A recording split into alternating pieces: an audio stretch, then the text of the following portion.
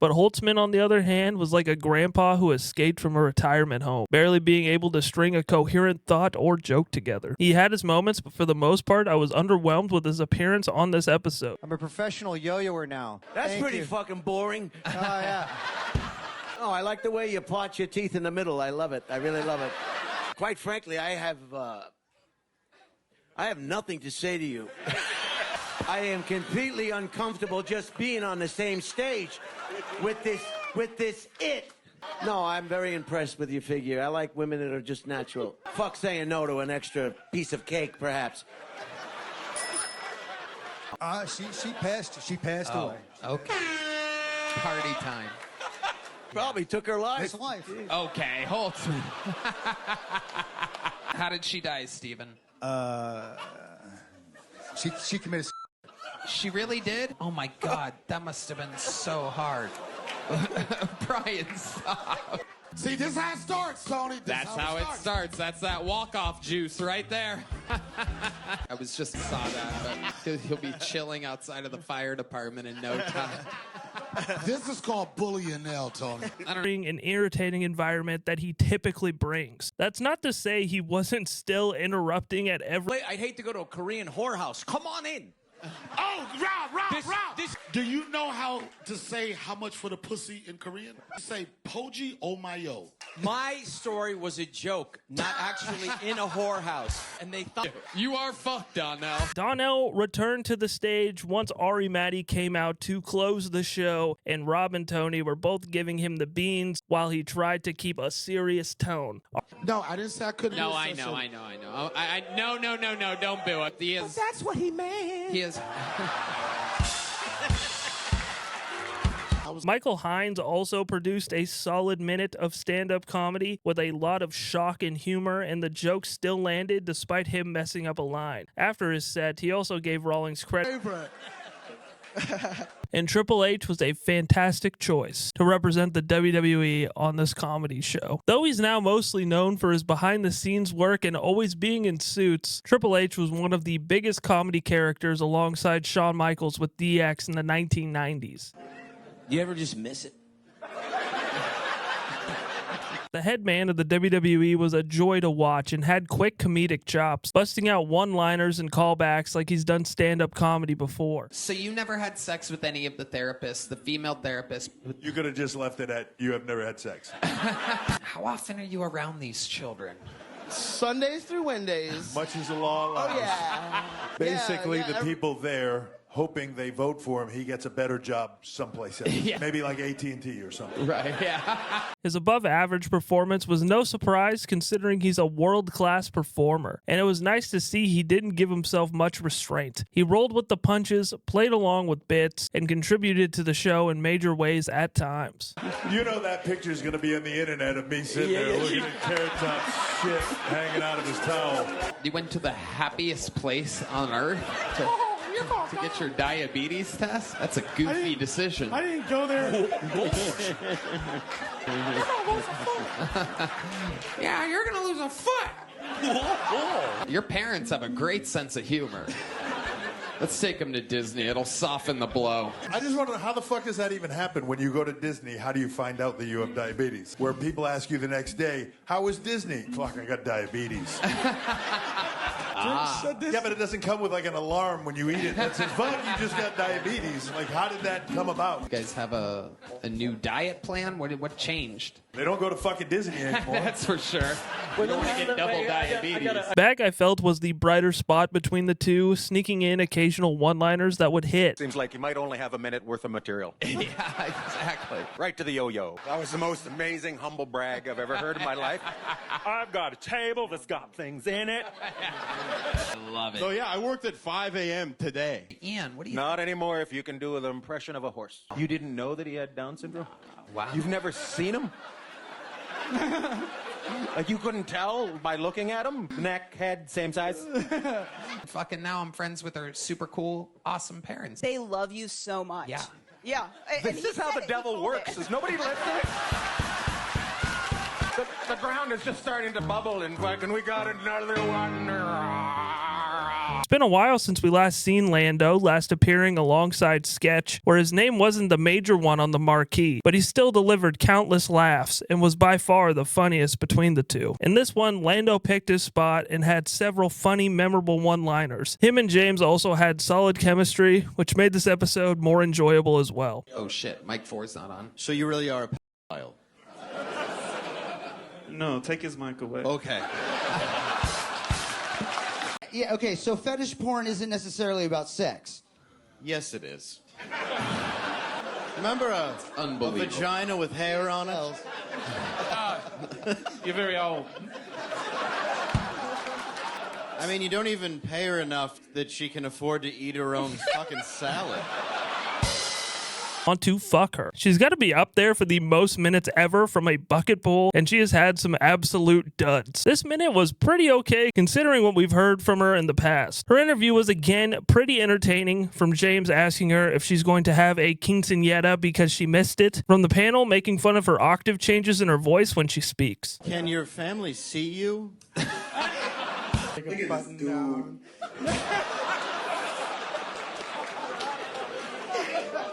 Would your mom want you out of the family? I'm going through a dry spell. Everyone, I think like they assume. You're going through a dry spell. Huh? It's when you say words that aren't feminine. When you're like, it's very dry. This was the first time Martin has ever been a panelist, and it was fun to see him in a different light. He's without a doubt one of the show's most consistent performers, so getting a spot on the panel seemed like a nice reward for his hard work. And I started just doing a minute.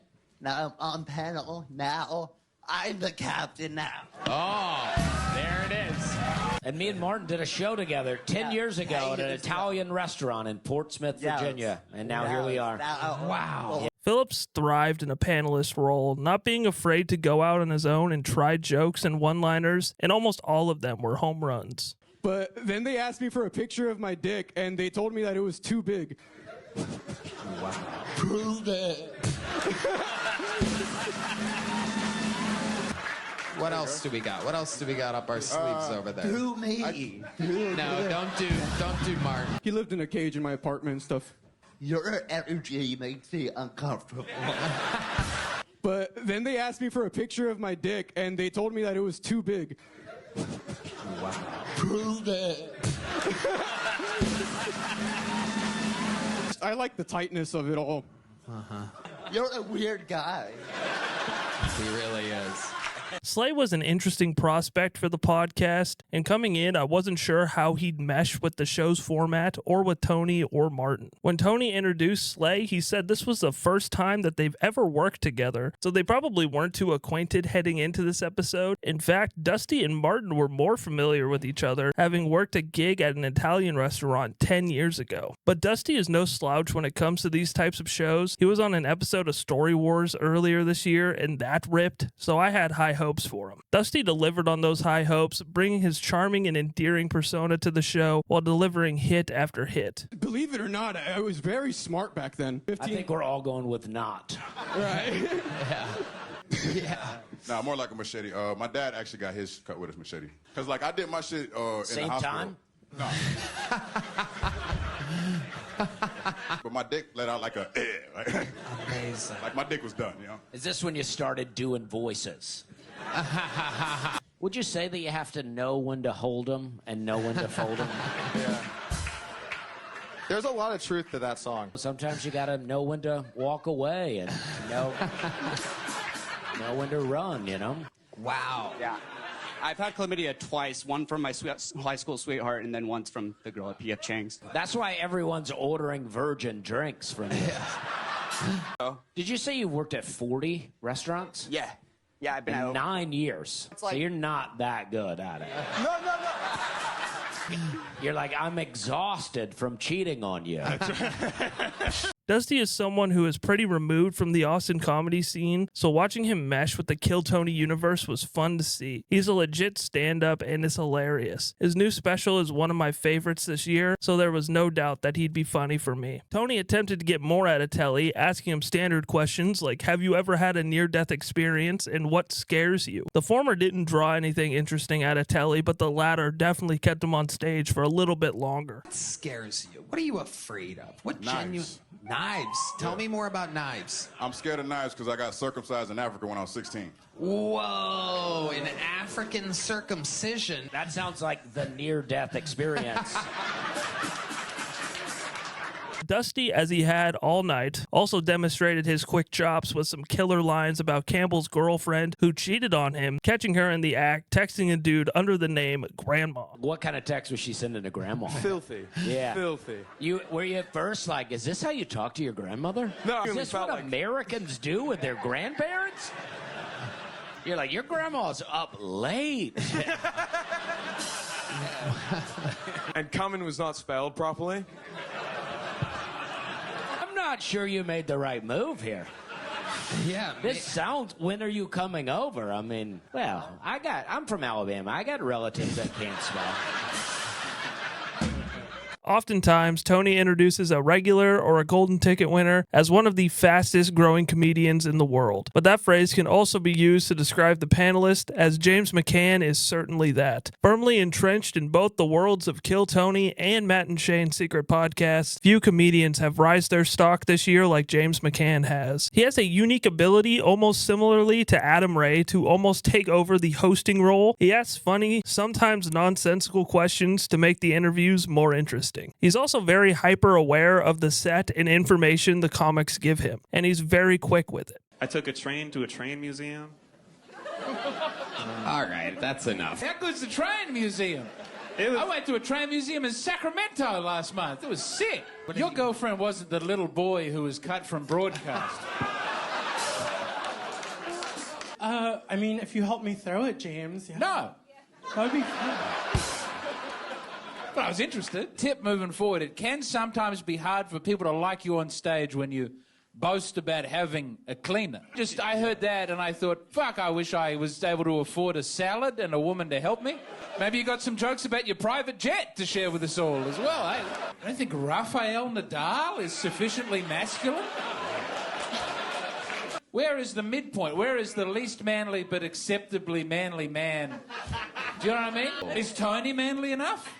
I think so. Okay, the bar's pretty low. That's a very good answer. James McCann made the same observation that myself, and I'm sure a lot of people at home did as well, about O'Neill's appearance, and instead of rolling with it, Tony reared his pissy head. Although I'll give Tony some credit, as he did make perhaps one of the most self-aware comments he's made in a long time during O'Neill's interview. That I'm unlikable.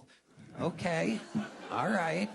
That doesn't mean you don't have a chance. Look at me. Despite an annoyed Hinchcliffe, O'Neill powered through and had a real solid interview centered around this unique look that he possesses. His great minute in interview earned him a secret show invite, and honestly, this was bordering on golden ticket territory. I've been thinking about the energy. I think you have the energy of like documentary footage of a comic from the 80s, but like who goes on to have a huge cocaine problem and do voiceovers in cartoons. You look like you're from the past. You have a 1980s young man face. Well, you attacked the armed forces, but you were of the... What? No? What did he say? You said something nasty about the army.